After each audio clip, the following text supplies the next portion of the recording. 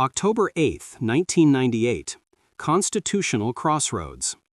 The House of Representatives voted by a margin of 258 to 176 to authorize a formal impeachment inquiry into President William Jefferson Clinton.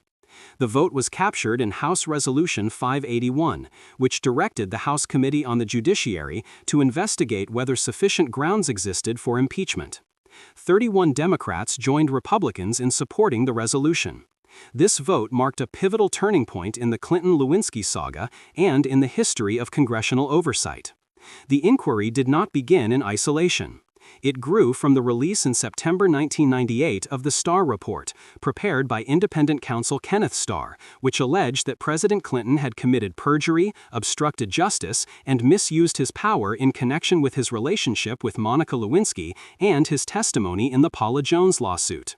The House already had instituted a deliberative review of Starr's findings, and the Judiciary Committee had voted on October 5, 1998, by a party-line vote of 21 to 16 to recommend that a formal inquiry be launched. When the House authorized the inquiry on October 8, its action exercised a constitutional power reserved solely to the House, the power of impeachment. The U.S. Constitution charges the House with the sole authority to impeach federal officials, while the Senate acts as the court for impeachment trials. The vote signaled that the House was willing to invoke that power against a sitting president in a highly contentious political climate. The vote was not merely legalistic. It reflected political calculus, public opinion, and the interplay of party loyalties. Republicans held the majority in the House at that time. Speaker Newt Gingrich had already endorsed a strong approach against President Clinton. The decision to authorize the inquiry was part of a broader strategy to leverage the Starr Report, seek evidence, and potentially bring articles of impeachment to the floor. The authorization empowered the Judiciary Committee to investigate, subpoena witnesses, review evidence, and formulate proposed articles of impeachment. Because much of the investigatory work had already been conducted by Starr's office, the committee's role emphasized formalizing and presenting evidence to the full House. In the days and weeks that followed, the committee held hearings, questioned witnesses, and debated privilege and legal standards. By mid-December 1998, the committee approved 4 articles of impeachment: 2 for perjury, 1 for false statements to a grand jury, 1 for deception in the Paula Jones case, 1 for obstruction of justice, and 1 for abuse of power.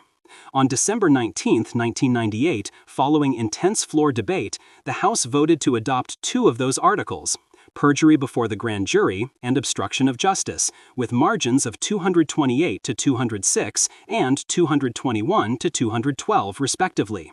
The other 2 articles, perjury in the Jones case and abuse of power, were rejected.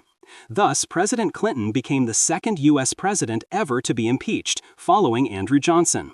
In the Senate trial that followed from January 7 to February 12, 1999, Clinton was acquitted on both articles, as neither garnered the required 2/3 vote, 67 guilty votes. On the perjury article, the Senate vote was 45 guilty, 55 not guilty. On the obstruction article, it was 50 guilty, 50 not guilty. Thus, Clinton remained in office for the remainder of his term. The historical significance of the October 8 authorization lies in its symbol as well as its outcome.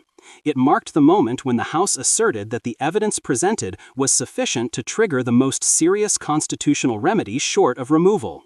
It tested the boundaries of the impeachment power, especially with respect to conduct that many observers argued might be private or related to civil litigation rather than official duty.